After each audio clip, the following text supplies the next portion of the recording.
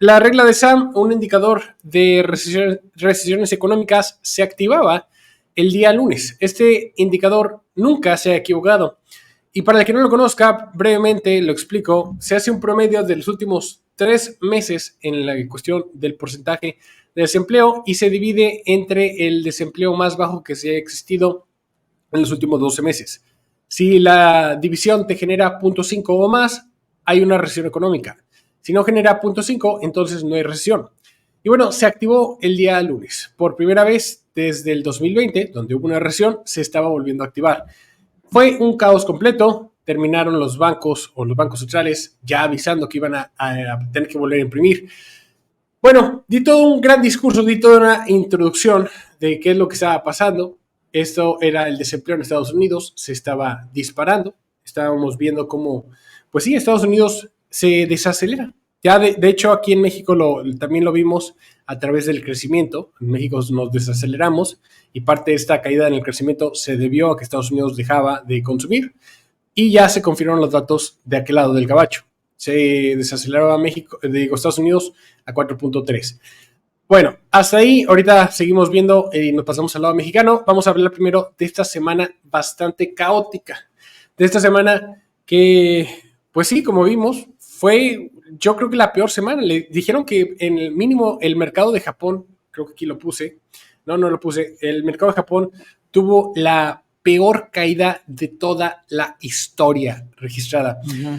¿Cómo viste, Juan José, este tema, este caos? ¿Qué está pasando? Estamos viendo el final del sistema fiduciario y eso es lo que se traducía. ¿Cuál es tu opinión al respecto? Fíjate que es bien curioso que el mismo 31 de julio, que fue el día en que el Banco de Japón sube sus tasas de interés, hay que decirlo primero que esta es la segunda vez en el año en que el Banco de Japón sube su tasa de interés. La primera vez fue en marzo pasado y no hubo ningún revuelo porque los mercados no le creyeron al Banco de Japón. Esta vez vino esta subida, pero también vino con una intervención bancaria muy fuerte, de que el Banco de Japón se puso a liquidar dólares en una cantidad elevada para elevar el valor del yen. ¿Por qué? Porque el yen ya se había desplomado mucho, el Banco de Japón intervino y al mismo tiempo que intervino vino esta alza en las tasas de interés y eso fue lo que generó este gran revuelo en Japón. Y al mismo tiempo, pues también vino este atentado acá en Irán, en la ciudad de Teherán, que fue el asesinato del jefe político del grupo de Hamas por parte del gobierno israelí, algo que elevó el miedo a que Irán tuviera un ataque de represalia contra Israel, como se vio en abril pasado, y después que vieras a Israel tener que regresarle el golpe, porque ninguno de los dos países iba a dejar. Entonces fue una semana donde por un lado estuvimos al borde de la guerra y por el otro al borde del colapso económico. El propio Donald Trump acaba de dar una declaración que dijo que estamos casi que al borde de una crisis como la de 1929 y de una guerra mundial. Eso lo acaba de decir Donald Trump, quien es hasta este momento el favorito para ganar los comicios de noviembre próximo. Y mucha gente se sorprende porque al mismo tiempo que ves un desplome económico, pues estás viendo también los tambores de guerra encendidos. En general, pues la realidad es que la guerra y el desplome económico van de la mano. Siempre, históricamente, las guerras se producen por culpa de los desplomes económicos y viceversa. Hay una relación muy intrínseca entre ambas situaciones, guerra y economía. De hecho, ¿no? Cuando dices apocalipsis o caballos de los apocalipsis, pues no viene uno separado, vienen varios. O como decía el dicho, ¿no? Que una tragedia no viene sola, viene junta. Bueno, pues en este caso es similar, ¿no? Hasta el momento, lo que pasó es que pues la economía de Japón tiene una velocidad distinta a la economía del resto de Occidente, porque Japón durante mucho tiempo, desde los 90, su problema era que ellos no querían tener, bueno, que no había inflación. Era su problema, tenían un problema de deflación y por eso las tasas de interés las tenían en negativo, literalmente, en negativo durante mucho tiempo. Esto no es de hoy, desde finales de los 90, Japón ha tenido unas tasas de interés bastante bajas, en algunos casos negativo, y es muy contrastante con lo que ocurre, por ejemplo, con Estados Unidos, con Europa, que cuando estos países empezaron a elevar sus tasas de interés, Japón las mantuvo en 0% o en menos 0.25%. Entonces, bueno, y ahí lo que ocurrió, pues era que los inversionistas, pues iban y se financiaban en Japón, y después venían y compraban activos más riesgosos, bueno, no tan riesgosos, compraban bonos del gobierno mexicano que te ofrecía una tasa del 10%, y fíjate que es curioso que al final... Dice, a ver, rápidamente, dice, en vez de una medida de contracíclica, bajan las tasas. Mal, exactamente. Ese es el problema del día de hoy. Muchas gracias por tu apoyo, amigo. Sendas Posting. Exactamente, ese fue el problema del día de hoy. Ahorita lo vamos a tocar de lleno, ¿eh? Del Banco de México. Del Banco de México. Y efectivamente, fíjate que es bien curioso lo que ocurrió con Japón, que al final, o sea, sacaban, porque de Japón era donde se sacaba una gran cantidad de dinero, que después venía a México o a Brasil o a la bolsa de Estados Unidos, subía al mercado accionario, el peso mexicano se fortalecía, que es lo que vimos desde el final de la pandemia, que el peso mexicano empezó a fortalecerse, cayó hasta los 16.40, 16.30. Llegó hasta por ahí. Una cosa de ese tamaño, y que fue lo que fue el llamado superpeso mexicano. La primera lección de esto es que este superpeso mexicano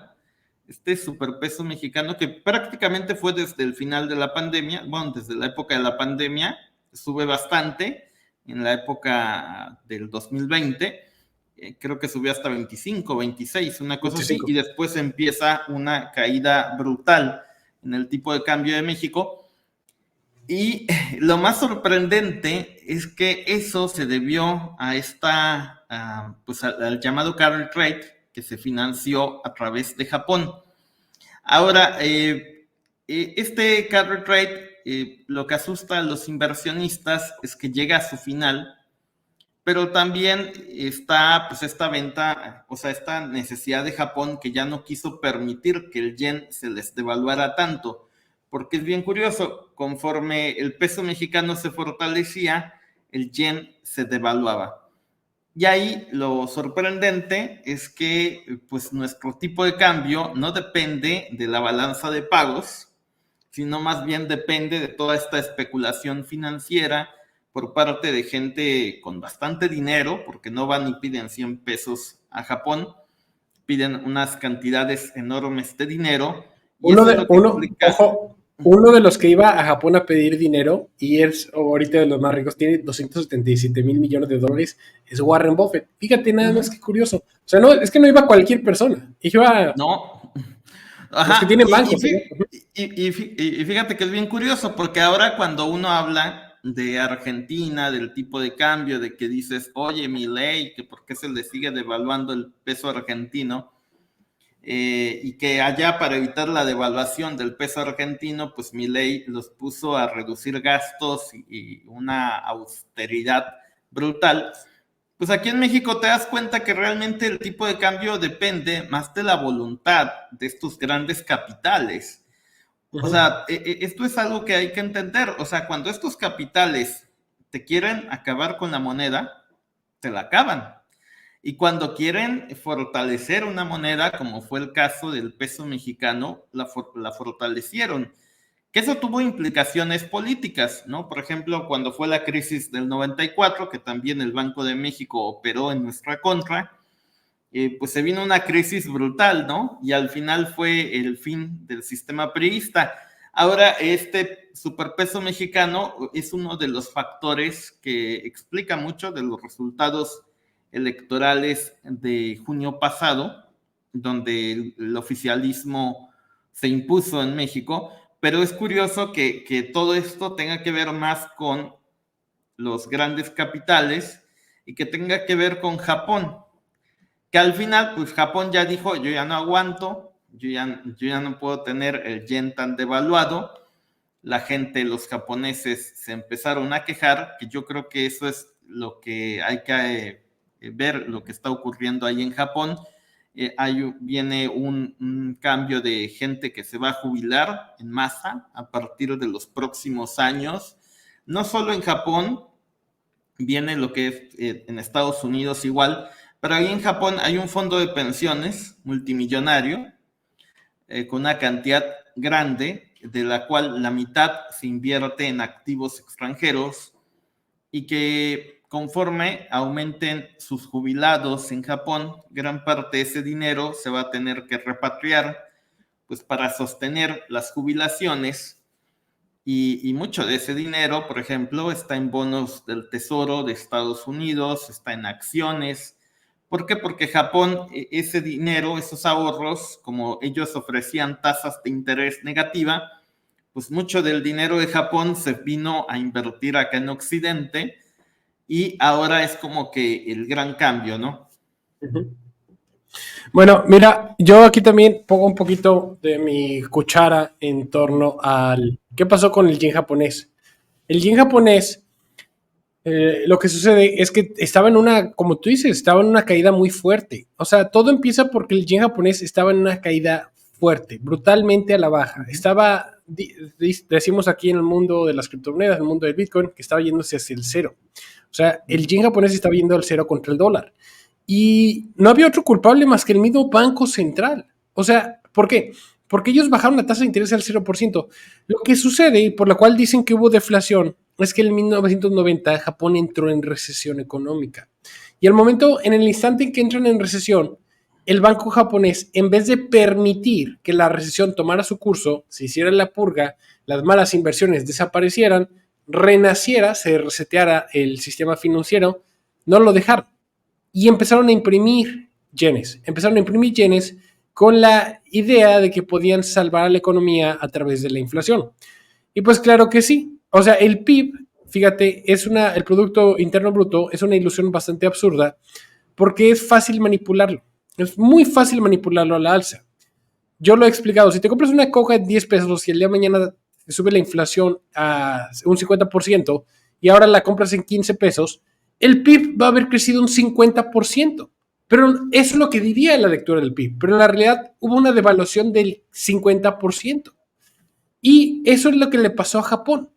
Ellos empiezan a tener que inflar su moneda e imprimir yenes para sostener el supuesto crecimiento económico. Pero realmente ese crecimiento no era más que inflación. ¿Y qué es lo que pasa en una recesión económica? Que la gente no gasta, que la gente prefiere no gastar. Y empiezan a entrar en una estanflación. La gente ya no quería gastar, estaban subiéndose los precios porque devaluaban la moneda y entraron en una desesperación porque la gente no gastaba y seguían perdiendo poder adquisitivo en la moneda porque seguían imprimiendo. Eso los lleva a tener las tasas de interés más bajas de todo el mundo. Brevemente, Europa llegó a esas tasas, pero no aguantaron. Japón aguantó más, al menos 0.1%. Y esto causa, como tú dices, el famoso fenómeno del carry trade, que al final del día es un alimentador de burbujas. Porque estás imprimiendo dinero, o sea, estás empobreciendo a la persona japonesa, al ciudadano japonés, lo estás empobreciendo para enriquecer la riqueza o el patrimonio de los occidentales. Y eso le empezó a pasar a Japón. Ellos tienen la Trinidad, o ellos querían controlar la Trinidad imposible. Querían que el dinero tuviera... La Trinidad imposible, para quien no lo conozca, es una... Así se le llama en inglés. Creo que le llaman The Impossible Trinity, pero en español la Trinidad imposible. Estamos acá mexas. Que es literalmente que un país...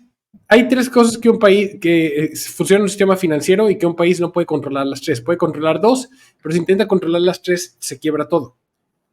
El libre flujo de capitales, o sea que puede entrar dinero y salir dinero, la tasa de interés y el cambio, el tipo de cambio. Puedes controlar 2, pero no 3. Si intentas controlar 3, se rompen las cosas. Japón intentó controlar 3. Y lo que sucede es que se desplomó su moneda. Entonces, cada vez que se desplomaba su moneda, Japón empezaba a vender bonos del gobierno de Estados Unidos para repuntelar su moneda. Porque ellos estaban imprimiendo demasiado dinero. Y en vez de simplemente dejar de imprimir dinero, por eso podemos ver cómo es el sistema financiero fiduciario, no puedes dejar de imprimir. En vez de dejar de imprimir, ellos preferían agarrar de sus reservas estos bonos y estarlos vendiendo para repuntalar su moneda. ¿Les funcionaba? Pues sí, puedes ver que en esta gráfica puedes ver de repente estos piquitos. Estos piquitos eran esos intentos. Pero como la tendencia era bajista, no importaba. Y volvía a caer, y volvía a caer. Y estaban acabándose sus reservas. O sea, ahora se estaban empobreciendo ellos. Entonces, para fortalecer su moneda, dicen, ya, vamos a subir las tasas porque vamos a hacer ahora sí un gobierno, un banco central. Y deciden optar por rescatar al yen. ¿Tuvieron éxito? No pensaron en las consecuencias. Porque cuando salen a rescatar al yen, pasa menos de una semana y todo se empieza a colapsar. Y como en el mundo estaban contentos de que el yen se podía imprimir y llegar al resto del mundo para seguir inflando las monedas, pues de repente ya no tenías ese helicóptero de dinero yéndote a rescatar y se empieza a colapsar todo. Y eso es lo que termina de explicar qué pasó con el yen japonés. Y sí, o sea, ya Japón ahorita están volviendo a decir, no, ¿sabes qué? Sí vamos a continuar con el carry trade. Ya no vamos a subir más las tasas. Ya les vamos a dejar en punto 25. Porque entonces se empieza a colapsar todo. Y ese es el temor. Y ya, como dijeron eso, la moneda del yen japonés empieza a volver a caer. Entonces, el problema de Japón es que se encuentra en una jaula. Porque si empieza a subir las tasas, se empieza a colapsar todo. Y ya no saben qué hacer. Eventualmente algo va a tronar. Eventualmente o su moneda va a tronar, o bien van a irse a una hiperinflación, o bien empieza a haber una recesión más fuerte. Y ¿sabes qué es lo más gacho de todo esto? Que mientras estamos viendo este escenario, mientras estás viendo que ellos están desesperados porque están viendo cómo está muriendo su moneda, cada vez que la intentaban rescatar, Estados Unidos salió y los puso en una lista de los países manipuladores de la moneda. O sea, todavía que están realmente salvando, pues Estados Unidos los castigó. Los castigó en esta lista. Era obvio que estaban manipulando la moneda. Era obvio que lo hacían. Ellos abiertamente lo decían. Y de repente, como empezaron a vender más bonos del gobierno de Estados Unidos, el gobierno de Estados Unidos se enoja y les dice, no puedes hacer eso. No puedes vender mis bonos. Y terminan. Exacto, que eso hicieron los japoneses.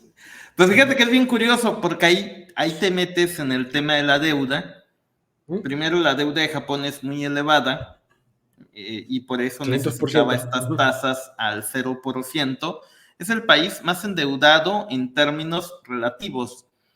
Y yo decía, pues para darnos una idea, México tiene 50% de deuda del Producto Interno Bruto. Y aquí es donde yo digo que el mundo es totalmente injusto. O sea, este mundo está diseñado para ser injusto, porque entre más dinero tienes, más dinero puedes pedir prestado. Más dinero te pueden prestar, ¿no? Y entre menos tienes, pues nadie te va a prestar. Por ejemplo, Argentina, con Milei o con el que fuera, con cualquier presidente, pues está en crisis porque nadie le quiere prestar ni un peso, ni un dólar.